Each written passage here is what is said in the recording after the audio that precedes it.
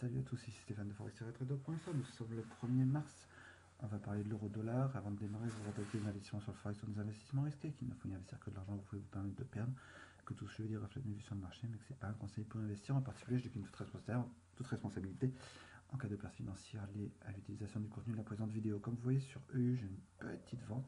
Je vais vous expliquer pourquoi. Sur le graphe mensuel, on est dans un range entre 1,14,7 en résistance ou 1,12,2, ça dépend où on le prend, et 1,05 en support.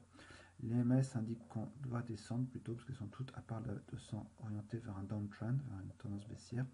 Et là, en février, on a rejeté la résistance de ce range, donc pour moi, le plus probable qu'on va redescendre, tester 1,05. Un petit bémol quand même, quand on voit le range, on se voit que vers 1,0825 sur le graphe semaine, il y a un petit quelque chose, il y a un petit support, donc il faudra quand même le passer pour voir. Par contre, ce qui m'a décidé à rentrer, c'était le graphe jour, puisque sur ce mouvement haussier,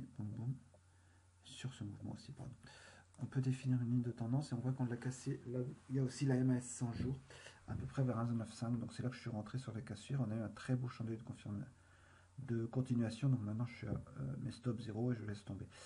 On va voir aussi sur H4. Alors, on note, si jamais, j'attends pour l'instant que ça remonte un petit peu pour revendre, pardon.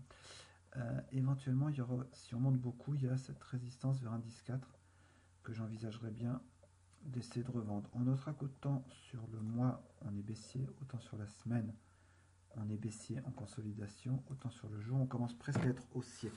Si on passe sur H4, on voit qu'on recommence à s'orienter vers un truc baissier, donc je ne pense pas que je vais acheter. On note qu'en faisant un retracement de FIB sur ce petit segment là, on est sur deux catégories bien connues, 7, 8, 8, 8, 6. En principe, j'aime bien vendre les cassures confirmées, mais vu ce que j'ai vu sur le graphe semaine avec ce support ici, je vais éviter de le faire. Donc pour EU, je regarde uniquement en bas. Tant qu'on est sous 1,10,4, je cherche uniquement à vendre. Parce que je pense que ce petit mouvement-là, finalement, ne sera pas très long. Et sur H4, on revoit qu'on repasse au niveau des SMA dans une tendance baissière.